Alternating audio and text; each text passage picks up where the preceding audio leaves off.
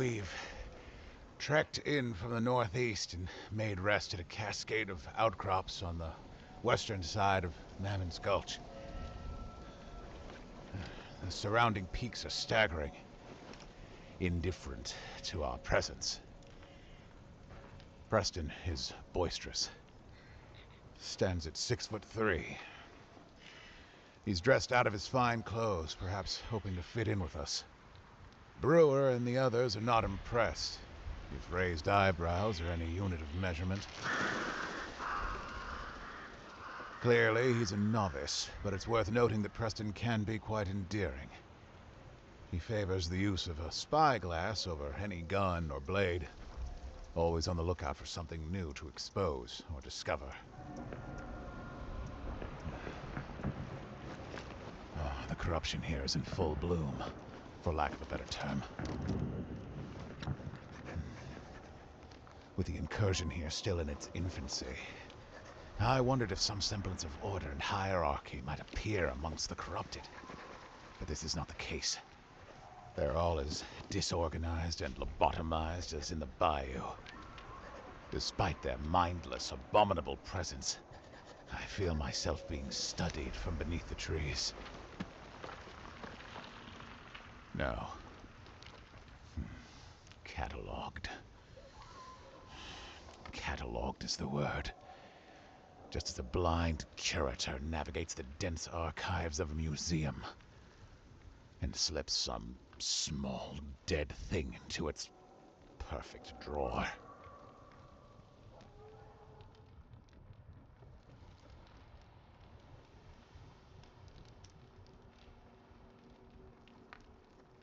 Colorado Investigation Log. Location, Mid-Gulch Saddle Depression.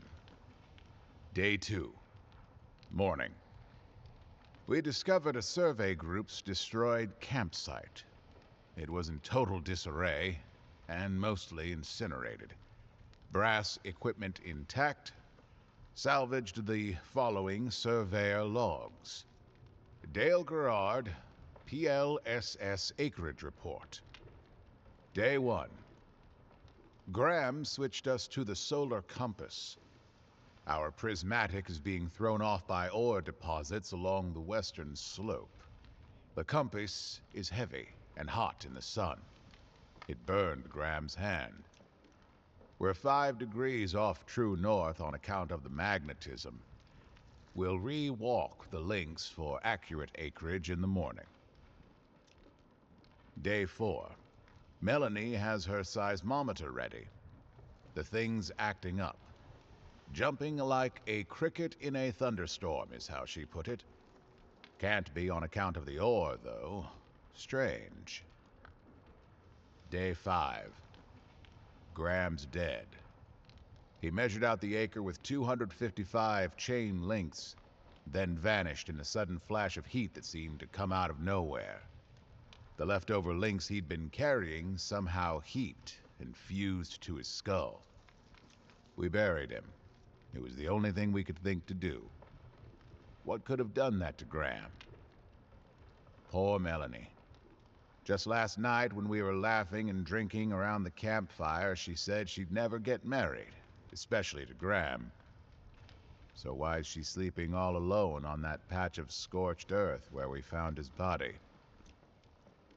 Melanie L.R. seismographic readings. Reading 1 through 4, crisscross scrambles. Recalibrated, reading 4 through 9, looping circles. Recalibrated reading 10. The needle has written in cursive. Too late now. Too late now. Too late.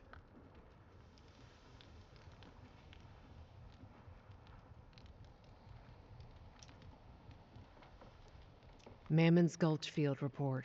Single loose sheet. 8.5 by 11 inches. Preliminary report. Wyatt Preston adores the sound of his own drawling voice. He'd talk the ears off a barn door, but barn door gave half a shit to listen. He certainly adores his home in the peaks. He leaves gold coins on tree stumps, out of either superstition or respect. The expedition to Colorado demonstrated Mr. Preston's resources beyond all else. Fine china on the train, cigars from some country I can't pronounce proper. He had a massive leech in a gold cage as a pet. I wanted to ask how he managed that. There was a caged meathead in one of the cars. It seemed rude somehow, the same way it's rude to ask a magician his secrets. The researcher called Harold Black joined us as well. Preston wouldn't leave until I tracked him down. I trust Harold's word, despite his indifference to justice and order. He confided to me that Mr. Preston is doggedly pursuing ways to end the corruption. There's fresh hope in all this rot, supposedly. Preston says he wants to outfit us like a proper army, cleanse this land proper. He says that when the threat passes, he'll show us the oil fields he's so proud of. It was only after we arrived at our destination that something became clear. High and mighty are the words we've swapped, pretending we dispelled the plague of New Orleans. The truth is that we just shoved it down one gutter, only for its head to pop out another. And with it has come leftover filth we failed to purge in the bayou, clinging to its heels. Demented hunters are here too. This morning, a little group of them sent up hellfire that brushed the sky. I just hope that Preston understands what he's dealing with out here. Understands how easily it could all fall to pieces. Phoebe Brewer. Journey to My Descendants. Author, Snare. Handwritten journal 8 by 8 inches. Preston has brought law dogs with him. They are promised wealth and station. When our adoptive father saw what had happened here, he called for aid. Only we came. But in the end, all it took was money. All it ever takes is money. I have seen our enemy up close. I have seen the scars across Marshal Brewer's cheek in the center of my sights.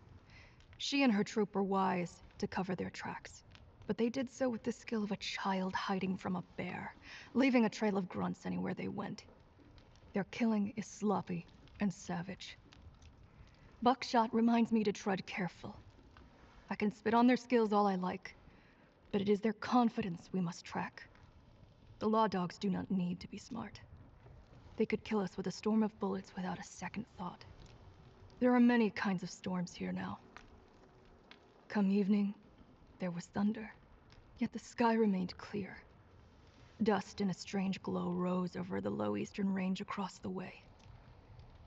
Hell came upon us in an instant, when the source of the ruckus finally came into view.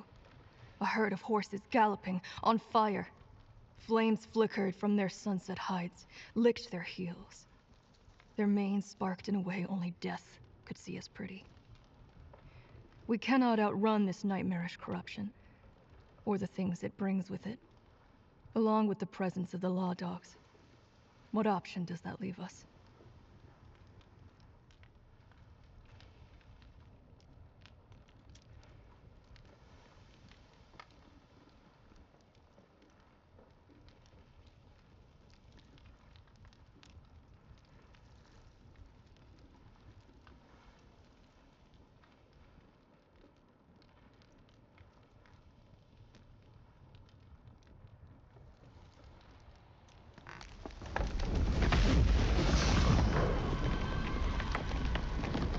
The oil field is burning.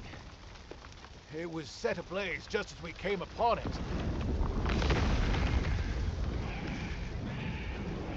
Preston has sent off Brewer to the north. He thinks this could be the work of bandits, or other such greedy, bitter minds.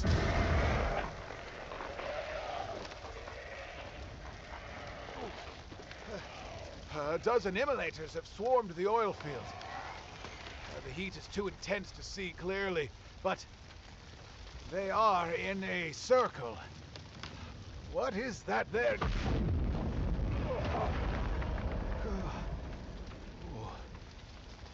Preston's oil burns differently. It seethes with the rage of things hidden in the earth, brought to light.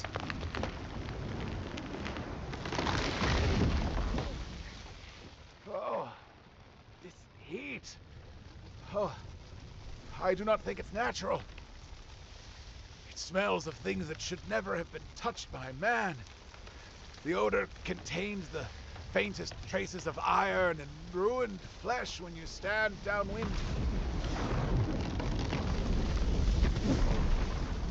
Some shadow has taken form here. Ooh. I will abandon Preston and investigate it alone. Let Brewer look after him.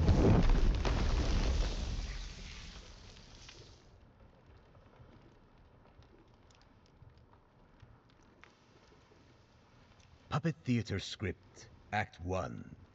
Found behind stage curtains, back alley theater. Let me tell you a story.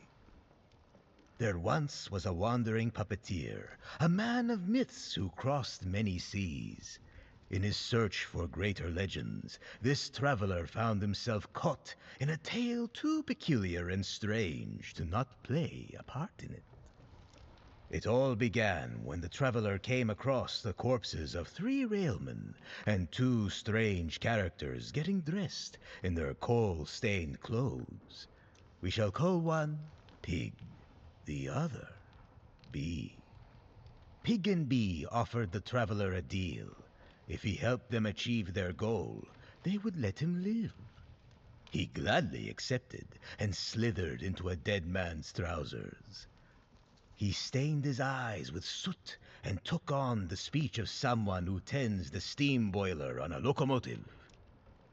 And so they set upon a train as a troupe of actors would a stage. They tended a ravenous and furious furnace in a nest of spinning iron and belching steam. As the time passed, he discovered more and more about Bee and Pig. He learned that they were outcasts from a cult of delirium and murder. Worse still, they had been forsaken by the very thing they worshipped. The train ventured over the type of barren lands where death itself forgets its name.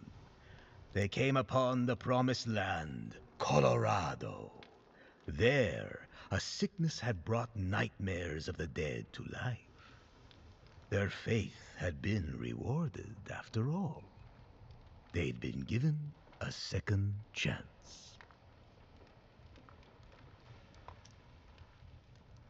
Mammon's Gulch Field Report. Single loose sheet, 8.5 by 11 inches.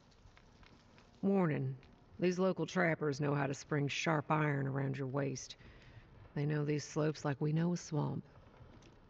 After the oil field was set ablaze, Preston sent us with powder barrels to the northeast trestle bridge, wanting it blown up to cut off access to anyone who might want to come for what's his. We went through Miner's Folly. The sad assortment of dilapidated buildings are all cinders and smoke, freshly burnt. Demented folks had themselves a bonfire, most probably. Before we could make our way through, we were stopped by a pair of angry trappers. We drew iron on each other. Then I realized that the mountain man, Thomas Bridge, was with them. They saw that he knew me, seemed surprised we didn't want each other dead. It was enough to make them lower their rifles. In the end, we came to a bit of an agreement. We'll stay out of these trappers' more treasure territory if they help us in the fight against the corruption of this land. We went our separate ways, but I couldn't help but look over my shoulder on the way out. I didn't trust the female trapper. Could practically feel the sear of her death wish glare on my back. Once that was taken care of, we had the business of the tracks to finish out, Preston's orders. The explosion was quaint, but enough to send the rails crashing down. Between the oil field and the town, Mammon's Gulch is falling.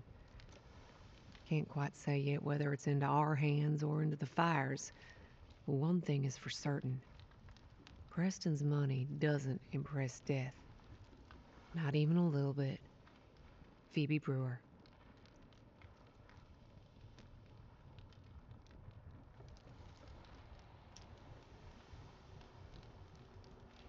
Bait locations and conservation.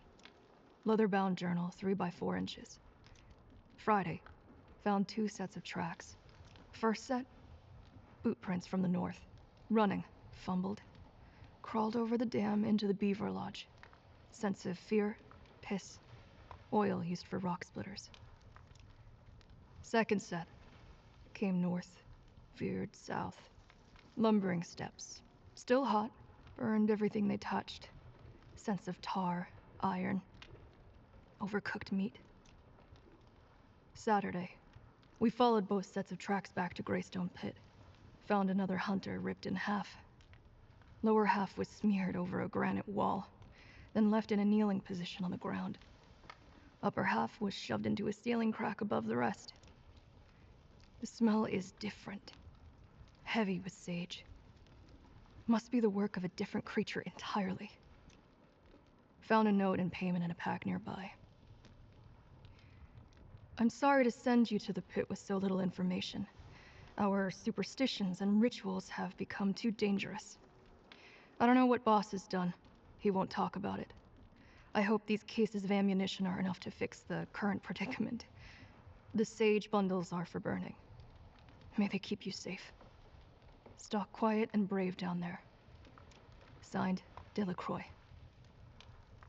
We circled up to the top of the pit. Found some hunter tending to a mountain bluebird. It was burned, sopped in oil, with just one wing left. He sketched it, then crushed its skull clean. We approached him, offered the note. Delacroix is a foundry man. He seemed half honorable, at least. We told this hunter, Harold, that we've heard screams coming from Kingfisher Foundry for ages. It's haunted. Cursed. We won't go near it. Harold sprung right for it. He's an animal hungry enough to lose a leg for a scrap of meat.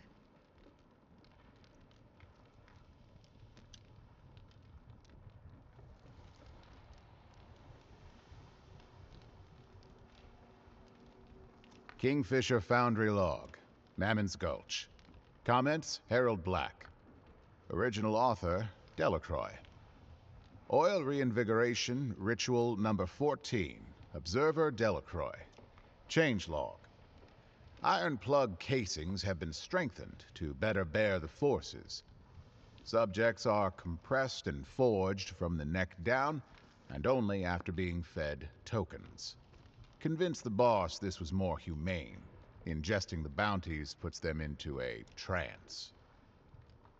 Bore depth 700 feet, 3 tokens. Elwraith right 9. Bandit 1 ignited. His tooth, a gold-capped incisor, shot out of the bore shaft.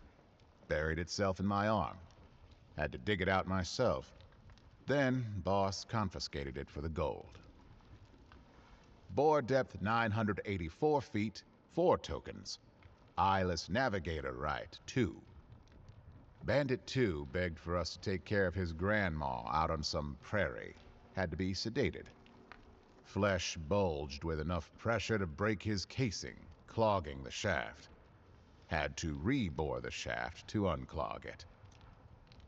Bore depth 0 feet, 0 tokens. God's Grace. Bandit 3 convinced me over. He had a PLSS contract from the government on him. Last 2 subjects weren't bandits either. They were cartographers.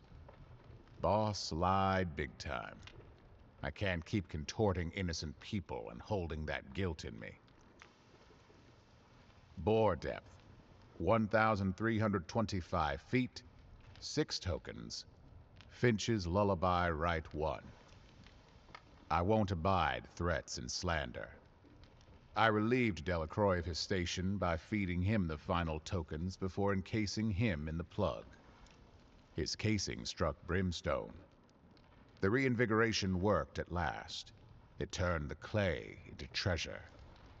Oil spewed out every derrick, but something crawled back out. Dripping lava. It's a miracle the oil pools didn't catch fire. Deduced methodology. I believe subjects ingested between 3 to 6 bounty tokens each. Rituals were performed. Subjects were contorted into iron plugs which would drop down bore holes of various depths. Seems as though spontaneous combustion and physiological metamorphosis resulted. I'm unsure as to what crawled back out the bore shaft. Could it be the same thing that set fire outside the foundry and then stalked me through the tall firs?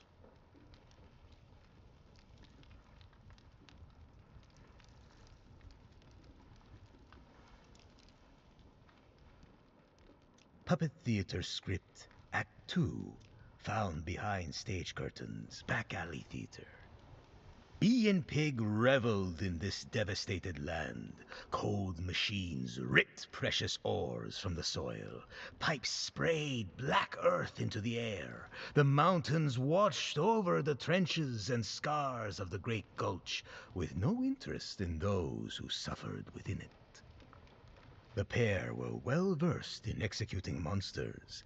Their carnage was strange, for they worshipped the master of these many diseased puppets. Pigs squealed in the oil fires.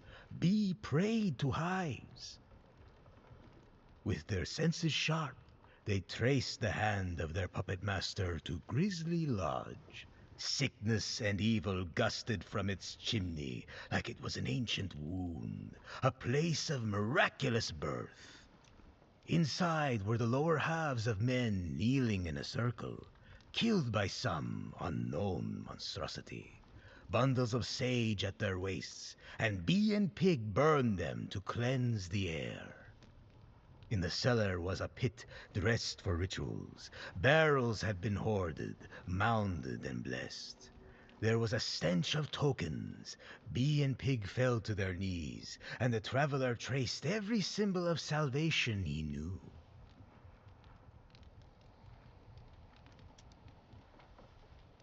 Addressed to Sheriff Hardin. Author, Phoebe Brewer. Hope this gets sent to you as promised, cowboy. You ever see a flaming body fall down a mine shaft? Pretty eerie. Made my hair stand on end. Preston had us clear a mine where Demented had supposedly dug in. We didn't find any. Just some puppets in a tent. How did those assholes get up here in the first place? Then there was this roar that almost caved in the tunnel. Preston said it was the oil reservoir shifting.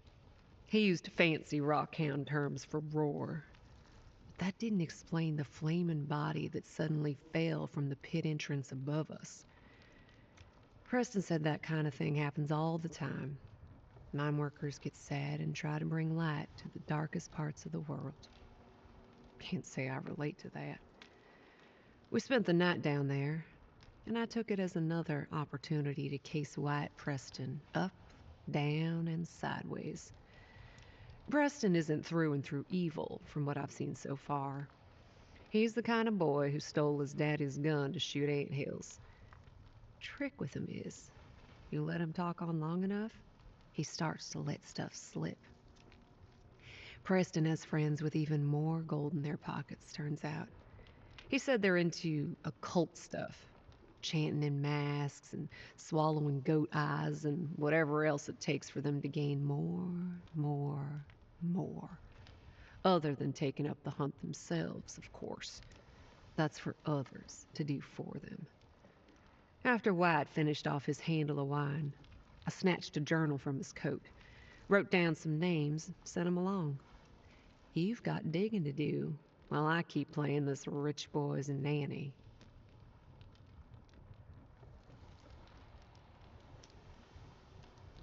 Puppet Theater Script, Act 3, found behind stage curtains, back alley theater. The Oddsome Trio tracked whatever was birthed from that haunted fireplace. Pig crawled on all fours, sniffing footprints and blood. Bee held Amber to the moonlight and traced the paths it revealed. In the thick of night, they found not a creature in the woods, but rather a man of words and sketches, a researcher. Pig held a blade to the man's throat, but the traveler was intrigued by the dear word worm. An idea was born, something unexpected but exhilarating. With quick deception and wit, the traveler bound the man as he would a most precious puppet. If his idea were to come to fruition, he'd need to lie, and lie well. So he told Bee and Pig that far away, a wandering spectacle of death and whimsy was approaching. The traveler had been a member of this wandering spectacle long ago, he fibbed to his companions of the road. His voice rising, he continued to conjure fabulous deceits. This wardworm had seen the show and mocked the poor traveler's every performance, had jeered, booed, thrown bricks and cats at him. He even tore down his stages and spat upon his art. The traveler made sure to give his all to this performance, and he could tell it was working. Bee and Pig nodded as they listened, leaned in while the story continued. They knew how it was to feel the effects of sacred efforts fallen flat. Now, the traveler said, his performance coming to a close, he would take a long-earned revenge on the wordworm. He would punish the man privately until dawn, as Bee and Pig continued their hunt. It was a personal matter. Surely they could understand. And so the traveler found his exit. Bee and Pig applauded his demented hunger before setting off to hunt more lies and legends and things that should not have been born. With a pain in his heart, the traveler whispered goodbye after them. Then he untied the woodworm and began to spin new tales to tell.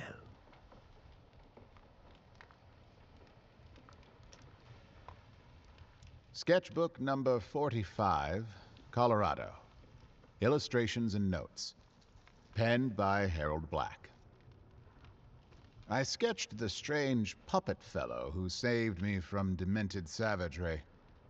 I owe my life to more people day by day, it seems.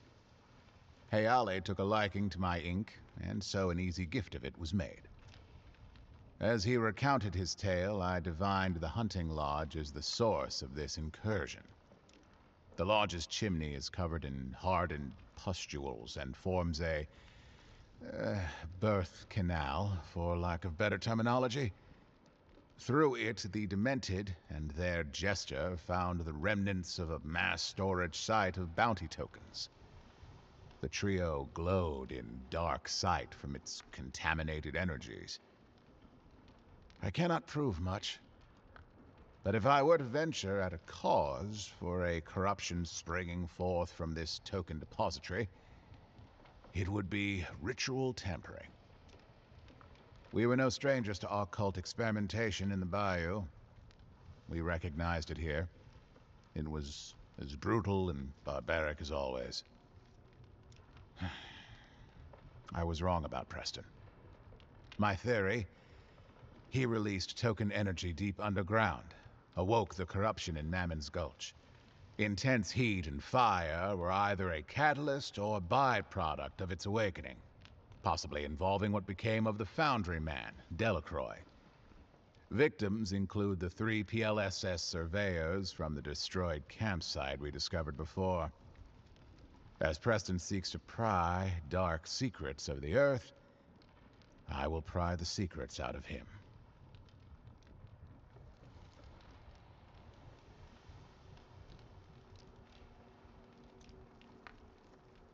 Journey to My Descendants. Author, Snare. Handwritten journal, 8 by 8 inches. We watched from afar as Harold laid a single bear trap in front of a finely carved chair. It was not hidden well, but the animal it would catch was not crafty enough to notice. Tea boiled over the fire, and he shot a flare into the dark.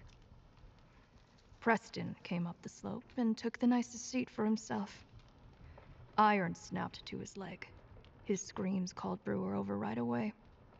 I clung close to the shadows with Buckshot as we listened. Harold wove together a tale of people stuffed with bounties and dropped into oil. He gave locations of demented rituals and summoning sites. While he was speaking, I watched Preston. He had the look of a lapdog who had wandered off into the woods. We stepped up to the campfire and sidled up to Harold. The scars in Brewer's face met the scars in mine. She would stay calm in our territory, according to our agreement. Buckshot told them that some tracks we found were filled with fire. Others led to severed bodies and witchcraft madness. Terror not seen in Louisiana was here, and it grew from Preston's properties. Brewer did not pause long. She took her gun off Harold and set it to Preston. The man did not beg for his life. That is the confidence money gives you. Preston threatened to end the bounty system. Hunters follow gold above all else, he said. Corruption could spark again in the bayou, spread from Colorado, and we would fail. He proposed a trade. Information for his life. Locations of more bounty token graveyards. Industry barons obsessed with the sculptor. New inoculations. Magics deeper than Darksight. Old eyes awakening in forgotten parts of the world. The deal was made. It would be our gulch. He would leave Colorado and we would take his fortunes and cleanse his mess. We would take his gold and build with it a trap for all who might come after, telling us how to live and how we would be allowed to die.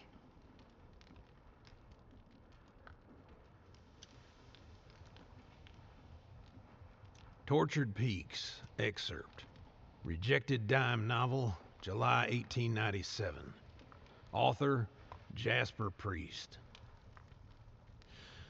Blasted was the landscape of the high West Peaks, where men broke teeth on boulders for just a glimpse of gold. They bored into the earth and burrowed tunnels. They stole the river's soul with water wheels and severed trees for joy and industry. Blood and money tasted the same on their tongues. No amount of either could calm their greed. Among these men, a fool sought out long-dead secrets of the world. He believed some truth lurked in lakes of oil and the mountains' many treasures. He believed the truth whispered to him from precious veins of ore, from tar pits. Once his drilling began, it never ceased. Black blood gushed from derricks in celebration. His efforts drew the gaze of more fools, darker fools with darker knowledge to trade. They slit the throats of goats under full moons and bayed in tongues with lungs full of incense. Then the black wells ran dry. Whispers from the boreholes faded to silence. The fools searched for cursed treasures to extract more ichor and wealth from the mountains. He bound them to screaming victims and dropped them down into places they were not meant to go. Each life fell upon a long sleeping evil beneath those far rocky ranges. That evil awakened. The dreams within it rose and found new bodies to live inside.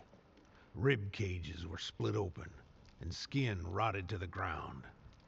Devils took to the river as fire learned it could spread from the hearts of men. Corruption granted the fool's wish and overtook all he owned.